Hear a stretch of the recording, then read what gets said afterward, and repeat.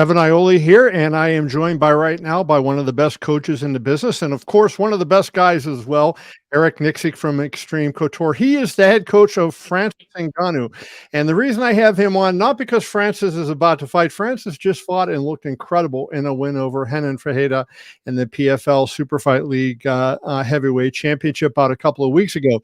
But Jon Jones and Stipe Miocic are going to go at it UFC 309, and I just thought, who better to talk to about all these heavyweights that are going to be in action than Eric Nicksick? How are you, brother? I'm doing well. It's good to be home. Been on the road for So you've damn been long. all over the place for a while, huh?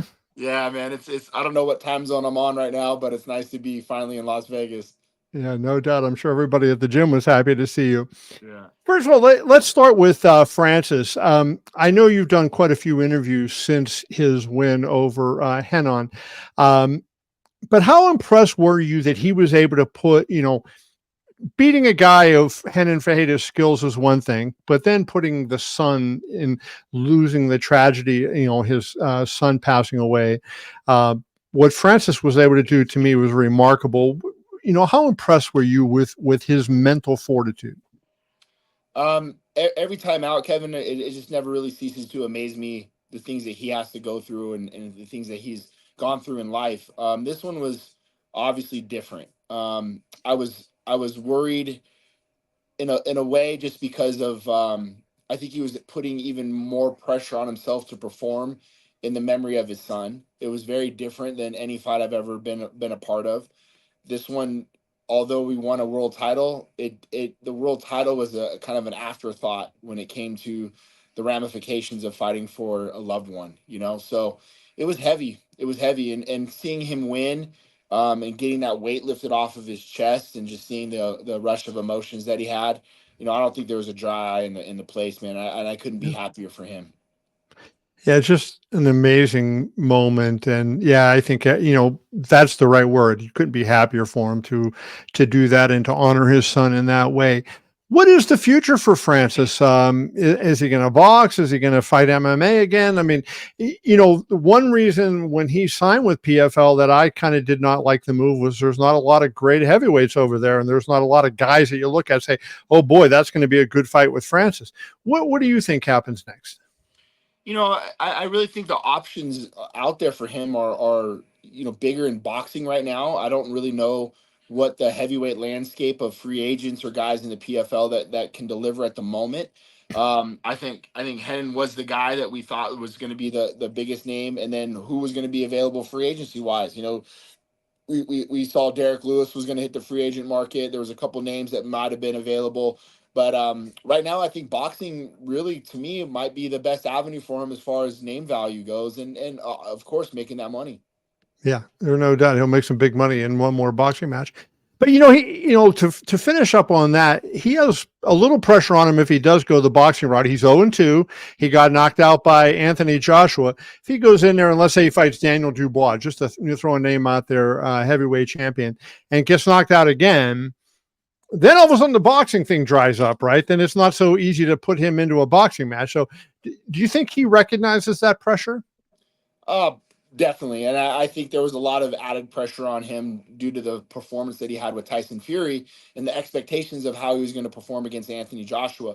And I think there was a mix of scenarios that happened where wasn't able to perform to the best of his capabilities. But that was the product that we put in the ring. That it is what it is. You can talk about the time or this or that or everything else. That was the product that we put in the ring, and that's what people last remember of Francis when it comes to his boxing. So, no, you bring up a great point, and I think that if depending on the matchup and the situation, you end up 0-3 with a good showing against Tyson Fury. You might need to reconsider your boxing career. It is amazing how things change. Now, what was it like for you during that PFL broadcast? They kept cutting to the locker room, and here's Eric Nicksick, a guy from Little Henderson, Nevada, sitting at Green Valley High School, sitting in the locker room next to Cristiano Ronaldo, one of the most famous. I think he got a YouTube channel, and I think within 2 or 3 days he had like 30 million subscribers right to his channel. What was that like with you sitting with him? You seem like kind of cool, like it happened every day. I'll tell you what, I think because of his personality and the way he carried himself, he made you feel like he was excited to meet you, right? Like he just had this aura about him. And I was telling people that are huge fan of his, because everybody's like, "Oh, I'm a huge fan of his," and I was like, you know what? You should be happy that you're a fan of his because he's a great human being. And you meet somebody for the first time, and we ended up spending like 30, 45 minutes just chatting it up. And Right. I went away from there thinking like, man, this is what a great guy if that's your role model and that's somebody that you look up to. He just really carried himself well. He seemed like a great human being, a guy that was just like, hey, I have a couple beers with this guy and chop it up about anything in life, you know. So he was an awesome guy. So I'm sure you did a little bit of work, Francis Jon Jones fight. Jones had actually signed to fight Francis, and then Francis made the decision not to re-sign with the UFC and to go to the PFL. Um, so first of all, let's talk before we get into Jon Jones versus Stipe Miocic and the questions that would go there. How do you think a fight between Francis and Jon would have played out? What would have been the strengths and weaknesses of each guy, and how do you think you would have attacked Jon had that fight occurred? I definitely, for me, I think you had to put Jon on his back foot. You had to put pressure on him. You had to put him up against the corner post, and you couldn't get in a technical fight with Jon, and you couldn't allow him to dictate the hand play, right? Where he starts to occupy your hands, and that's a slow paced type of fight. Where Jon, I think, is very technical there, and he starts to pick you apart with elbows and the clinch and the knees and the things that he does so well. For me, I thought, hey, we got to get on this guy on his back foot. And we got to apply pressure right away and make it an ugly fight. Don't make it a technical fight. You're going to have to make this a grimy and try to get out of there. Try to get him out of there in the first 2-3 rounds. I think the longer a fight would have gone between him and Francis, it would have favored more Jon. And that was where, I felt like if we put a game plan on him, we are going to have to put the pace on him. In the first Stipe fight in 2018 in Boston, Stipe kind of dominated with his wrestling and whatnot. Would that have been a concern in a fight with Jon? Or do you think Francis has grown enough in terms of his overall game that he would have been a different fighter than against Jones than he was, say, against Stipe? I would like to say so. I think that Francis would have definitely been a better product of himself in that fight versus Jon with some more anti-wrestling. But again, you just never know. I mean, like we just don't know that outcome. But I can definitely say his skill set had improved since his first Stipe showing, and then to the point where we see him now on the more of an offensive side when it comes to the wrestling. And that was primarily my goal, or our goal as a camp, was to put him in a position where he favored his wrestling into the point where he was able to take guys down and be able to beat them up, and what we saw in the Henry Fajeda fight. Yeah. And maybe I'm looking into this, by the way, just to go to that fight 1 second. But when he had him done and he was throwing those elbows, boy, it seemed to me like he was putting everything he had into that. It was like, man, Kobe, I'm going to do this for you, and he was really throwing a little extra on those elbows. Well, we were saying, because Francis doesn't have any tattoos, but he got Kobe tattooed on his left arm, and that was the left arm that he ended up finishing the fight with. Dewey looked over to me and said, "Got him with the Kobe arm."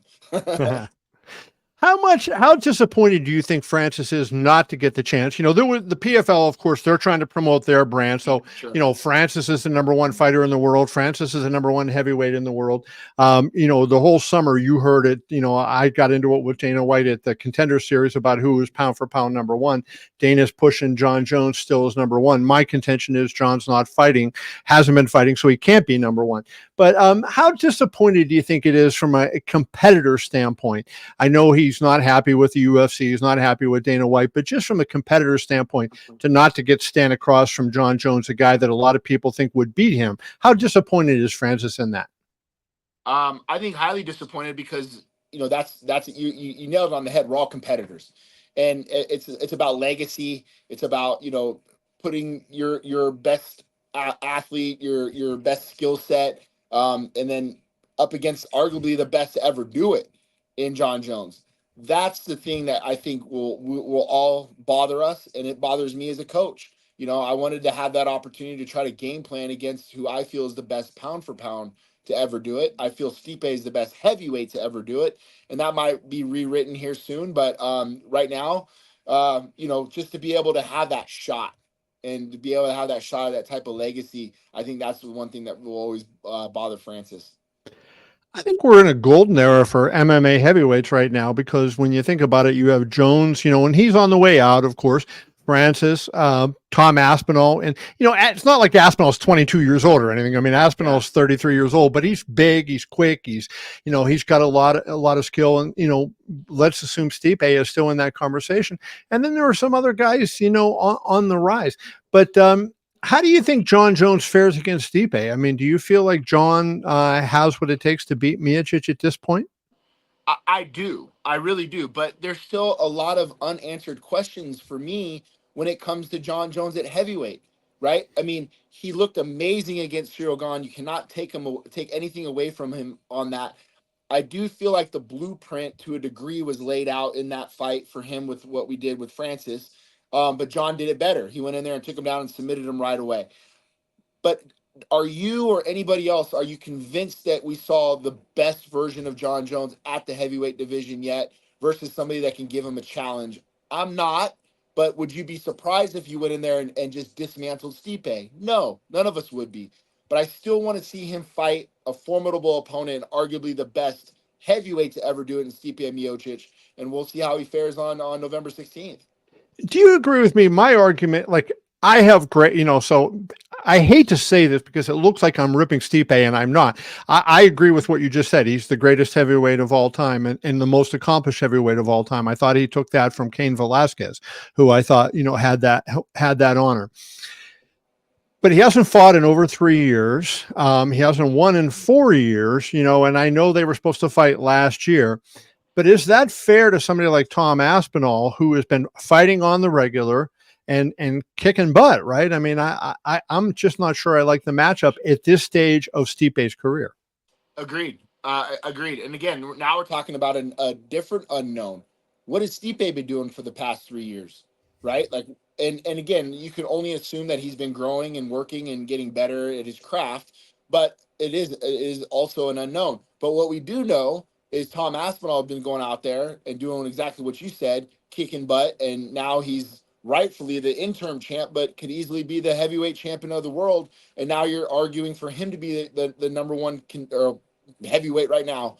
So I think it sucks for if you're the Tom Aspinall camp, because you're talking about wasted time and development when you could be maximizing your craft and making some good money right now as well. If you were Aspinall's team, would you be the backup for this fight like he is? Or would you have said, hey, let's take a fight on the card, and if one of the guys falls out, we'll jump in and replace him in the main event?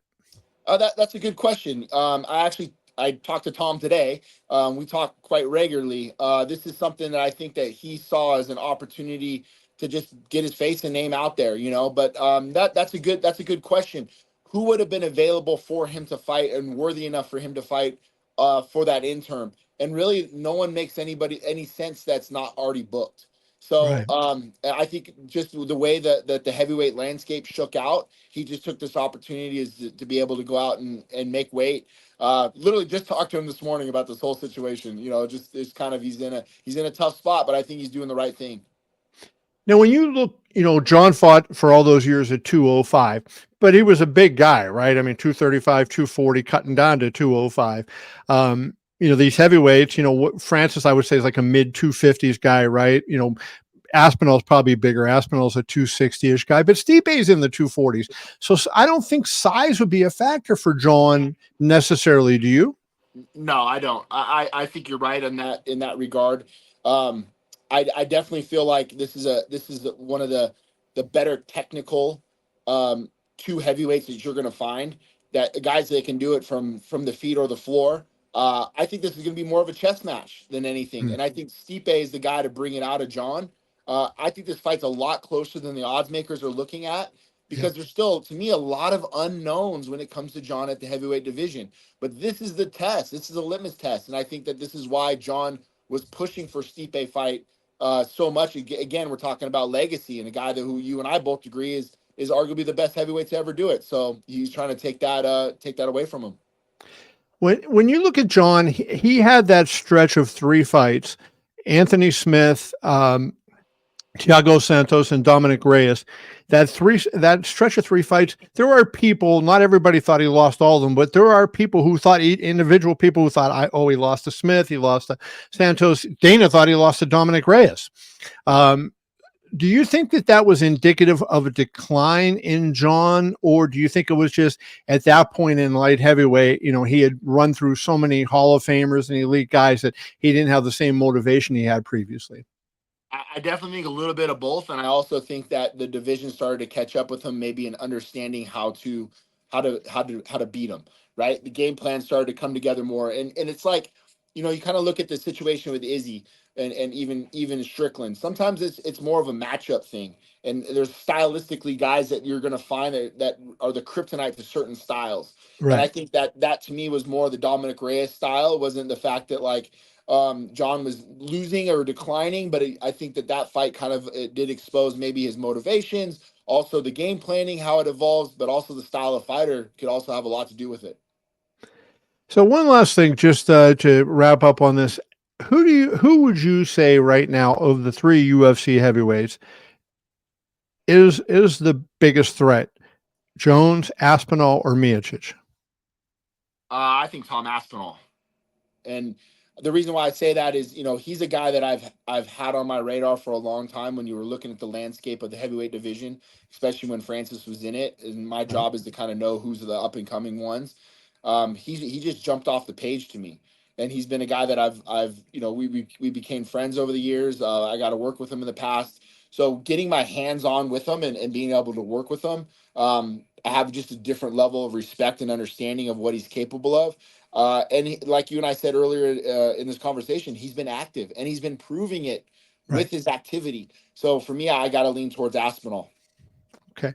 And then last thing, Hamza Chimaev made a big statement at UFC 308. You don't see people do that to Robert Whitaker, right? I mean, I guess Drickus did it in the second round, but Robert Whitaker came in. I thought he looked great. When he weighed in, I thought he looked sturdy and really good. And Whitaker has been a guy that has been at the top for kind of like Jon Jones for a long, long time and beaten a lot of good people. So now there's talk that Hamzat jumps the line over Strickland there. How do you see? You probably saw them spar when they were at Xtreme Couture. How did they do when they spar? Like, what were those sparring sessions like? And make the case for Sean to get the title fight over Hamzat, given what Hamzat just did. Yeah, I mean they had very competitive rounds. It was very much back and forth. I really felt that they brought the best out of each other, and I really enjoyed having Hamzat in the gym. He brought a level of competitiveness to the room. Everything was a competition. Driving was a competition. Who got here faster, who trained longer, who did this, and I really enjoyed him and Darren Till. I enjoyed having him in the gym because I feel like they raised the level of competition, raised that bar. And then the things that happened in the training. There was a lot of things that happened in this training room, right? And Hamzat brought up some stuff, but we saw some stuff that happened too. And we always choose to keep it in between the walls of Extreme Couture. So we know some stuff that happened too. But with that being said, I mean, it's really up to the promotion. It's always usually the hot hand, and who's going to be the most healthiest and who's the most available at the time. They promised this to Sean, but again, we know how those promises can change with the outcomes of certain fights, and it's tough to not argue for Hamzat to be able to leapfrog that with the performance that he had versus Robert Whitaker. So Yeah. I asked Dana at the Contender Series. I said, "Is Strickland definitely the next?" It was the last Contender Series show. Is Strickland definitely the next guy for the middleweight? He said yes. Then after the Hamzat fight, I asked him the question again, and I said, "Did Hamzat do anything to change your mind?" And he didn't say anything. Basically, he talked but didn't answer. He was very non-committal. So that told me that they're thinking it over. yeah, definitely. And can you blame him? Like, with that type of performance, and that's what we all thought in our head. Hey, there's a certain type of performance that can definitely leapfrog Sean. But again, we'll see what they say, and we're at the mercy of the promotion and what they decide. Awesome. Well, Eric Nicksick, appreciate you, brother. Good stuff. Always good to see you. Thank you so much for your time, and we will see you again soon. Anytime, Kev. Always great talking to you, brother. See you, man. Be well.